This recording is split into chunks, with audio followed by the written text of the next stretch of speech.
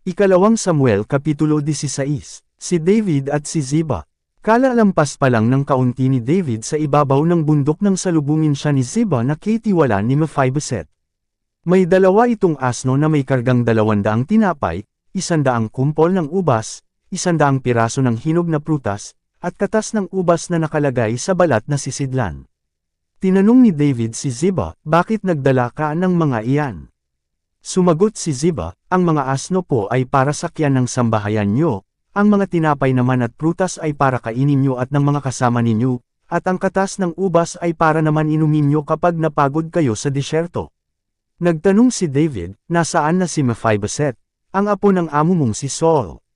Sumagot si Ziba, nagpaiwan po siya sa Jerusalem, dahil iniisip niyang gagawin siyang hari ngayon ng mga Israelita sa kaharian ng lolo niyang si Saul. Sinabi ni David, kung ganoon, ibinibigay ko na sa iyo ngayon ang lahat ng ari-arian ni Mephibosheth.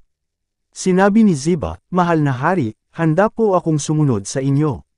Malugod sana kayo sa akin. Sinumpa ni Shimei si David. Nang papalapit na si Haring David sa Baurim, may taong lumabas sa bayang iyon at isinumpa si David. Ang taong ito ay si Shimei na anak ni Gera at kamag-anak ni Saul.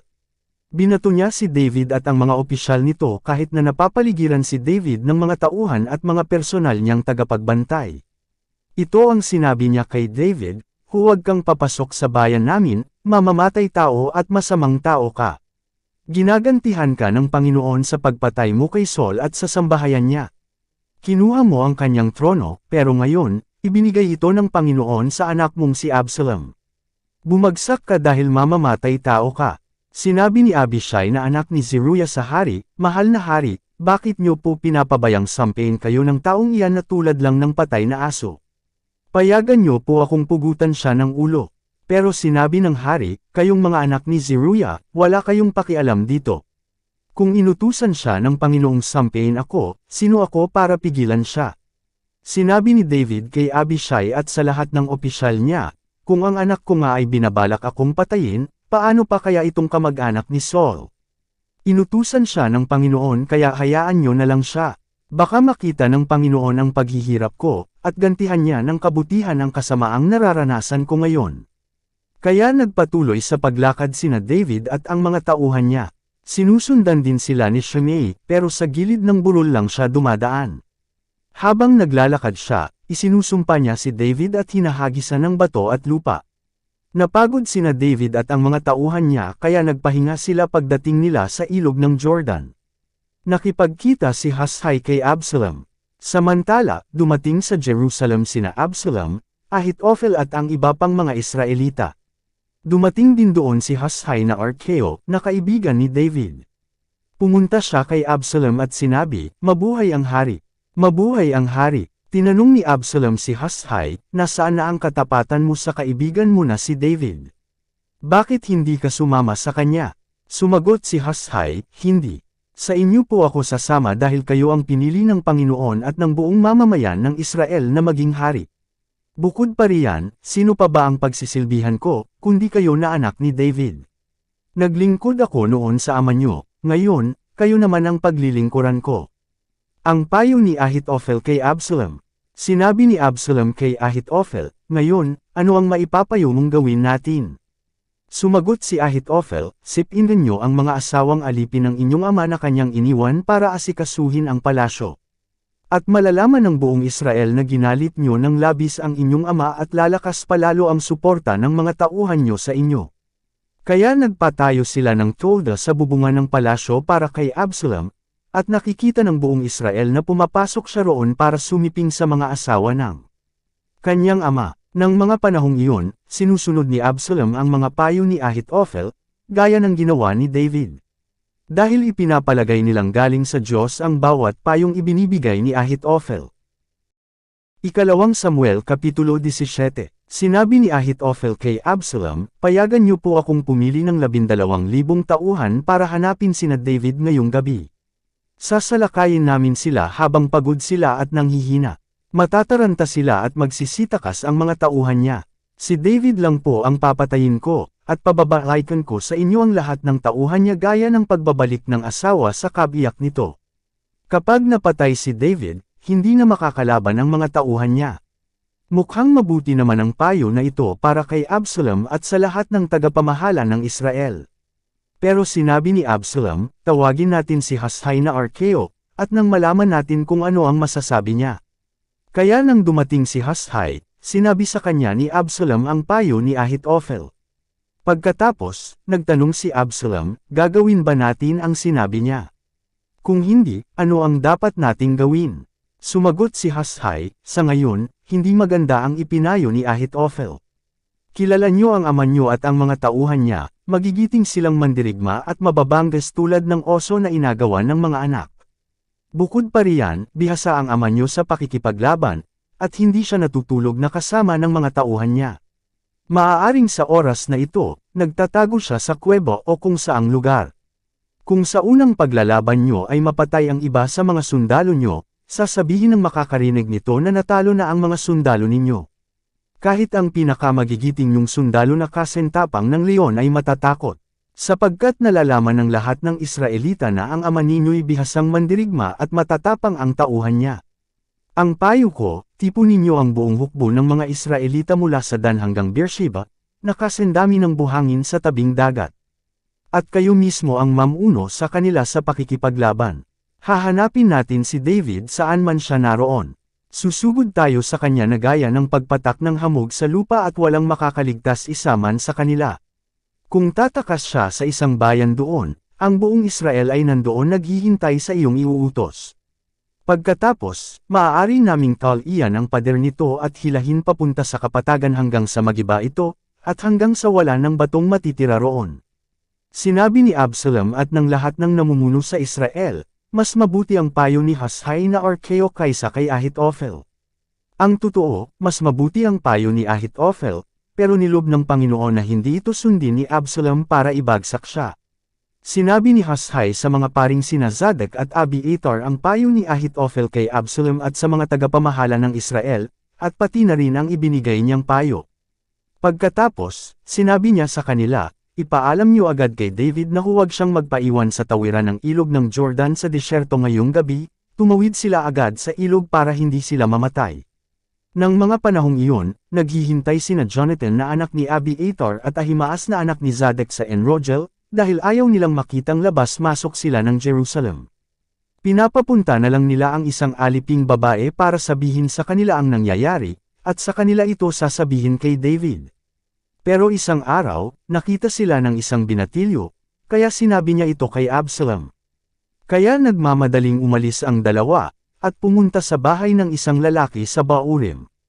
Mayroong balon ang lalaking ito na malapit sa bahay niya, at doon, bumaba sina Jonathan at Ahimaas para magtago. Kumuha ng takip ang asawa ng lalaki, tinakpan ang balon, at nagbilad siya ng butil sa ibabaw nito para walang maghinalang may nagtatago roon. Nang makarating ang mga tauhan ni Absalom sa bahay ng lalaki, tinanong nila ang asawa nito, nakita niyo ba sina Ahimaas at Jonathan? Sumagot ang asawa, tumawid sila sa ilog. Hinanap sila ng mga tauhan pero hindi sila nakita, kaya bumalik sila sa Jerusalem. Nang makaalis ang mga tauhan ni Absalom, lumabas sina Jonathan at Ahimaas sa balon, at pumunta sila kay David. Sinabi nila sa kanya, tumawid po kayo agad sa ilog dahil nagpayo si Ahitophel na patayin kayo. Kaya tumawid si David at ang mga tauhan niya sa ilog ng Jordan, at kinaumagahan, nakatawid na sila sa kabila. Nang malaman ni Ahitophel na hindi sinunod ang payo niya, sumakay siya sa asno niya at umuwi sa bayan niya. Pagkatapos niyang magbigay ng mga habilin sa sambahayan niya, nagbigti siya. Inilibing siya sa pinaglibingan ng kanyang ama. Nakarating na si David at ang mga tauhan niya sa Mahanaim. Nakatawid na noon si Absalom at ang mga tauhan nito sa ilog ng Jordan. Pinili ni Absalom si Amasa na kapalit ni Joab bilang commander ng mga sundalo. Si Amasa ay anak ni Jeter na Ishmaelite. Ang ina niya ay si Abigail na anak ni Nahash at kapatid ng ina ni Joab na si Zeruiah. Nagkampo si Absalom at ang mga Israelita sa Gilead. Nang dumating sina David sa Mahanaim, binati sila ni Shobi na anak ni Nahash na Amonitang taga-Raba, Makir na anak ni Amil na taga-Lodebar, at Barzillai na Gileaditang taga-Raj-Elim.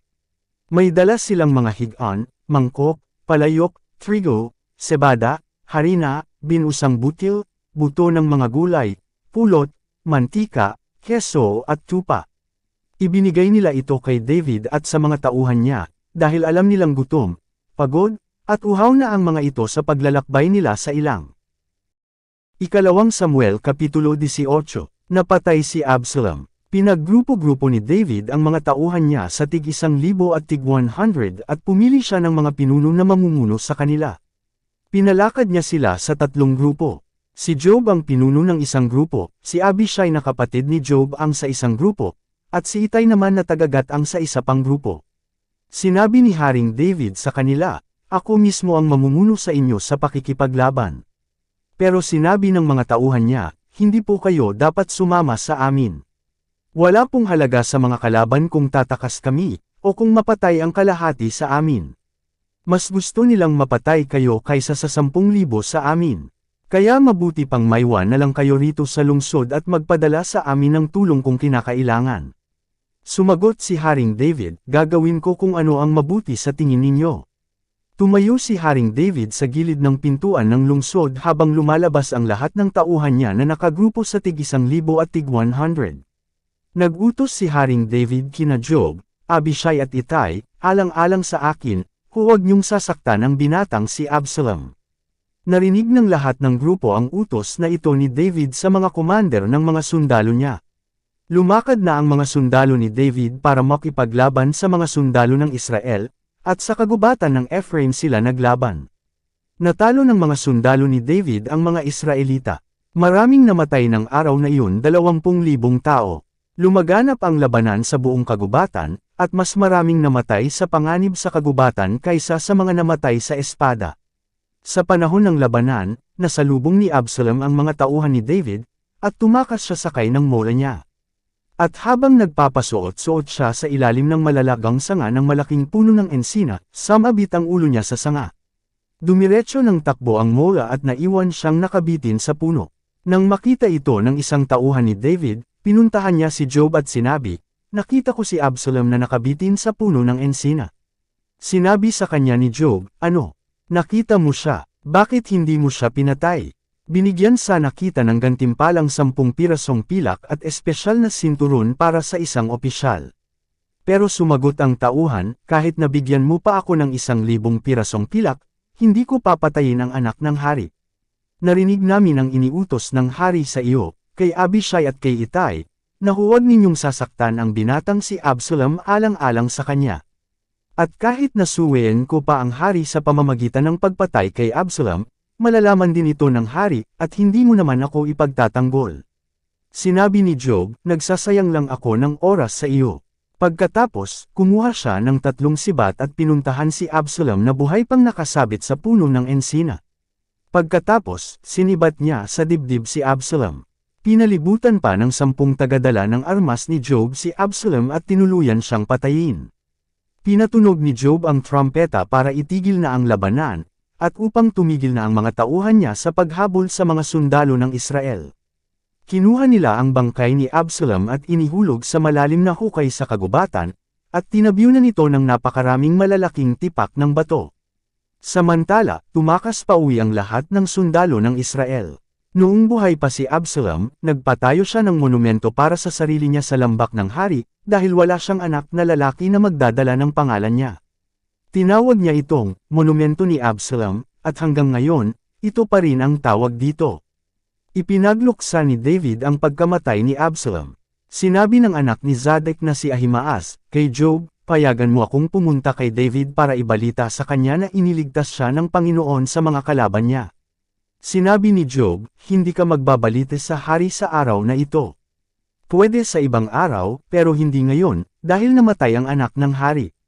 Sinabi ni Job sa isang tao na galing sa Ethiopia, "Puntahan mo si Haring David at sabihin mo ang nakita mo." Yumukod muna ito kay Job bago patakbong umalis.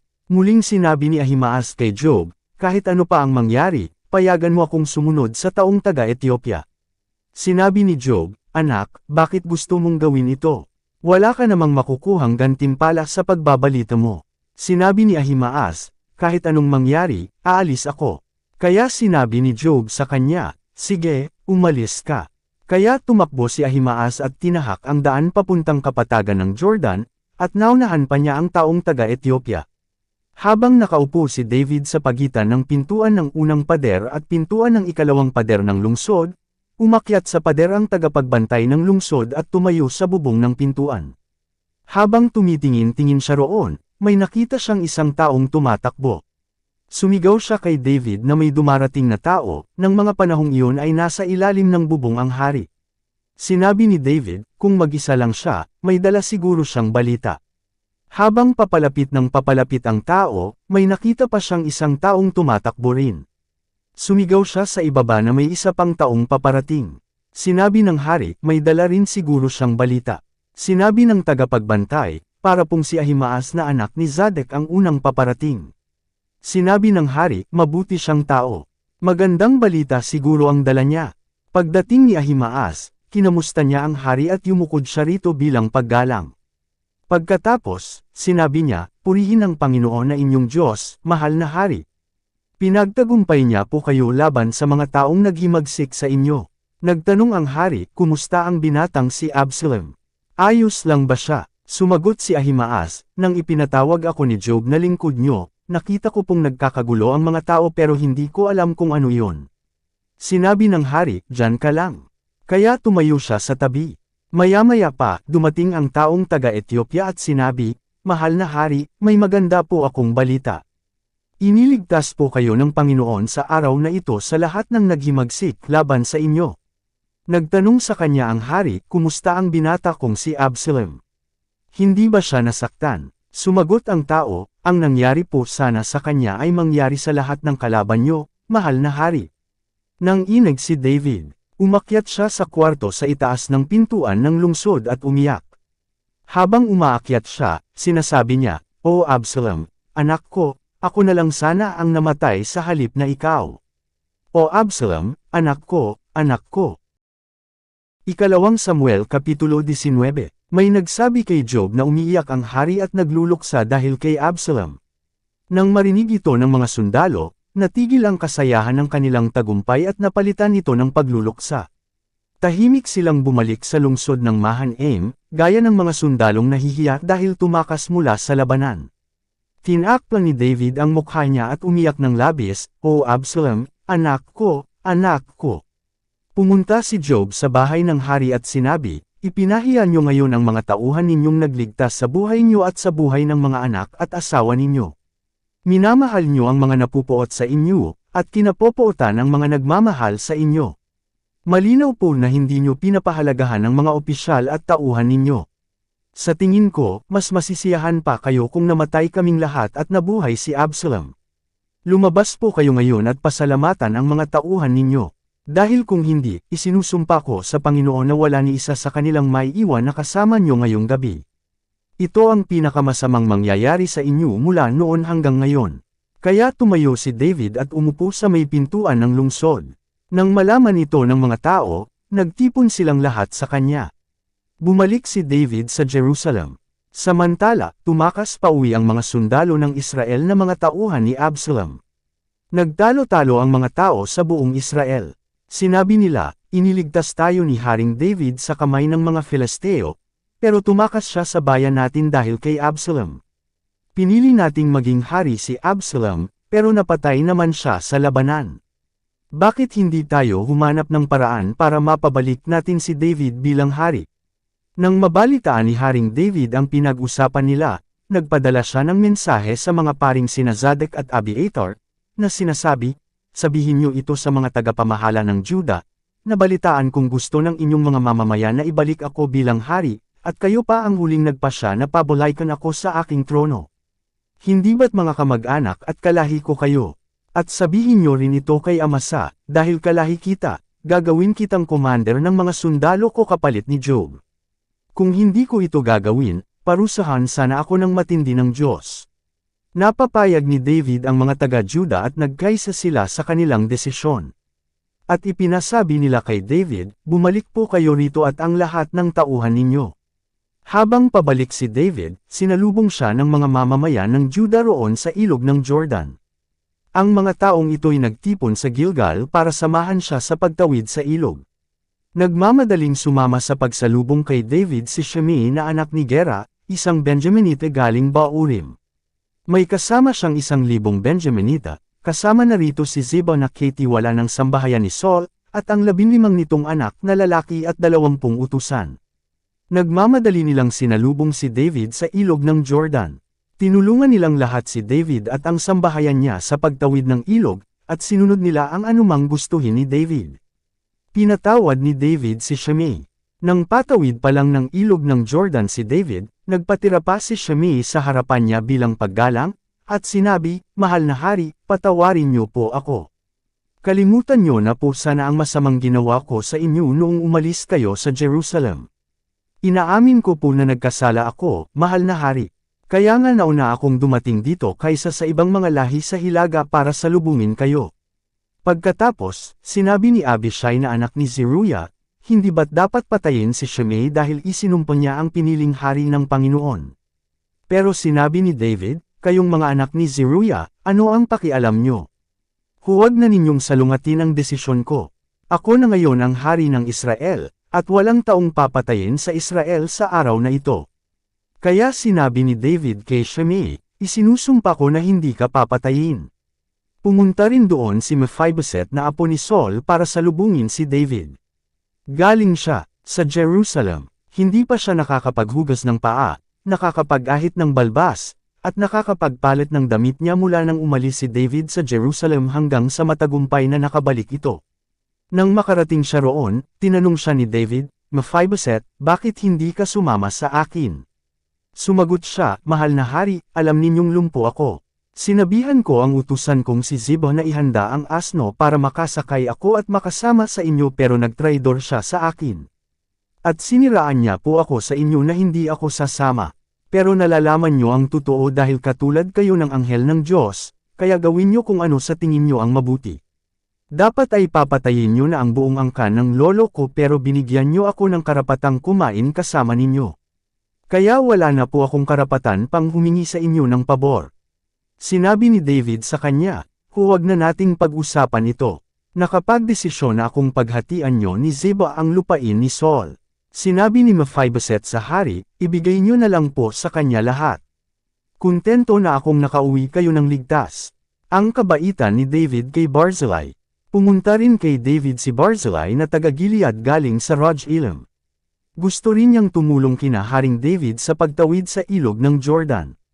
Matanda na si Barzillai, 80 taong gulang na siya.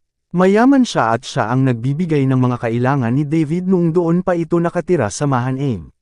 Sinabi sa kanya ni David, "Sumama kang tumawid sa akin at manirahan ka na rin sa Jerusalem.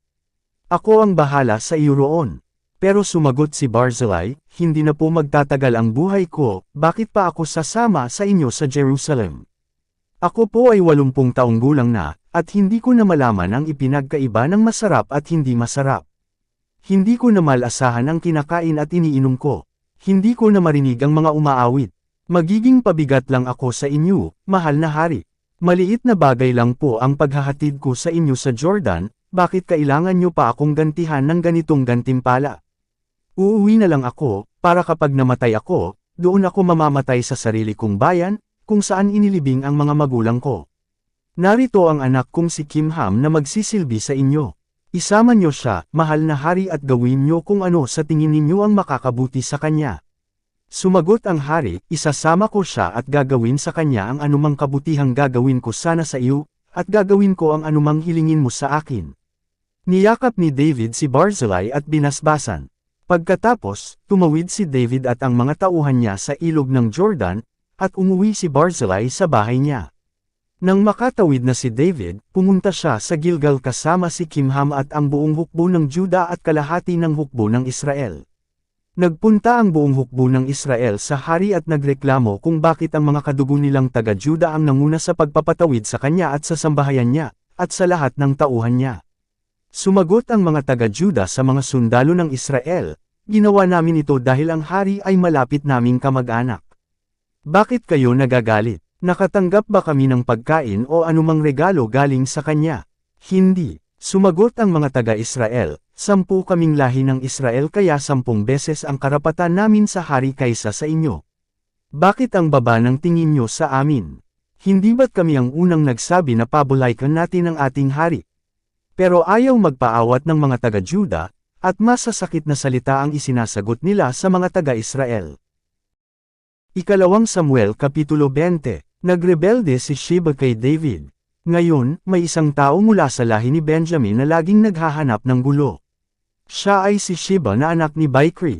Pinatunog niya ang trumpeta at pagkatapos ay sumigaw, "Mga taga-Israel, wala tayong pakialam kay David na anak ni Jesse. Umuwi na tayong lahat." Kaya iniwan ng mga taga-Israel si David at sumunod kay Sheba na anak ni Bichri. Pero nagpaiwan ang mga taga-Juda sa hari nila at sinamahan siya mula ilog ng Jordan papuntang Jerusalem. Nang makabalik na si David sa palasyo niya sa Jerusalem, iniutos niyang dalhin sa isang bahay ang 10 asawa niyang iniwan para asikasuhin at bantayan ang palasyo. Ibinigay niya lahat ng pangangailangan nila pero hindi na niya sinipungan ang mga ito. Doon sila nanirahan na parang mga byuda hanggang sa mamatay. Pagkatapos, sinabi ng hari kay Amasa, "Tipunin mo ang mga sundalo ng Juda at pumunta kayo sa akin sa 3 araw mula ngayon." Kaya lumakad si Amasa at tinipon ang mga sundalo ng Juda, pero hindi siya nakabalik sa itinakdang araw ng hari. Kaya sinabi ng hari kay Abishai, "Mas malaking pinsala ang gagawin sa atin ni Sheba kaysa sa ginawa ni Absalom. Kaya ngayon, isama mo ang mga tauhan ko at habulin niyo siya bago pa niya maagaw ang mga napapaderang lungsod at makalayo siya sa atin." Kaya umalis si Abishai sa Jerusalem para habulin si Sheba na anak ni Bichri. Isinama niya si Joab at ang mga tauhan nito, ang mga personal na tagapagbantay ni David na mga Kirteo at Peleteo, at ang lahat ng magigiting na sundalo. Nang naroon na sila sa malaking bato sa Gibeon, nakasalubong nila si Amasa. Nakabihis pandigma si Joab at nakasuksok ang espada sa sinturon niya. Habang lumalapit siya kay Amasa, lihim niyang hinugot ang espada niya. Sinabi niya kay Amasa, "Kumusta ka, kaibigan?" Pagkatapos, hinawakan niya ng kanan niyang kamay ang balbas ni Amasa para halikan siya. Pero hindi napansin ni Amasa ang espada sa kaliwang kamay ni Joab. Sinaksak siya ni Joab sa tiyan at lumuwa ang bituka niya sa lupa. Namatay siya agad kaya hindi na siya muling sinaksak ni Joab. Nagpatuloy sa paghabol kay Sheba ang magkapatid na Joab at Abishai. Tumayo sa tabi ni Amasa ang isa sa mga tauhan ni Joab at sinabi sa mga tauhan ni Amasa, "Kung pumapanig kayo kina Joab at David, sumunod kayo kay Joab." Nakahandusay sa gitna ng daan ang bangkay ni Amasa na naliligo sa sarili niyang dugo. Sinumang dumadaan doon ay napapahinto at tinitingnan ang bangkay.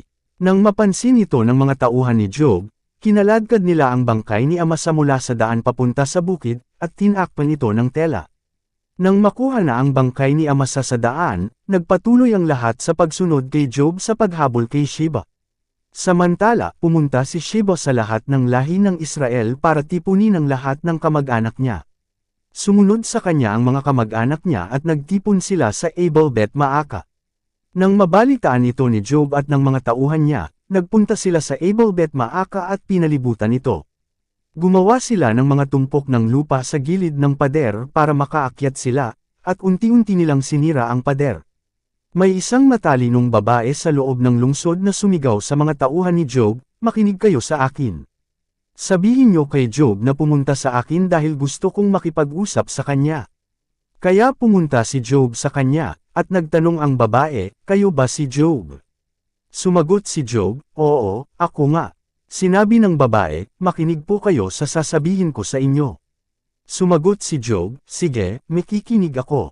Sinabi ng babae, "May isang kasabihan noon na nagsasabi, kung gusto niyong malutas ang problema niyo, humingi kayo ng payo sa lungsod ng Abel. Isa po ako sa mga umaasang magpapatuloy ang kapayapaan sa Israel. Pero kayo, bakit pinipilit niyong ibagsak ang isa sa mga nangungunang lungsod sa Israel? Bakit gusto niyong ibagsak ang lungsod na pag-aari ng Panginoon?" Sumagot si Joab, "Hindi ko gustong ibagsak ang lungsod niyo.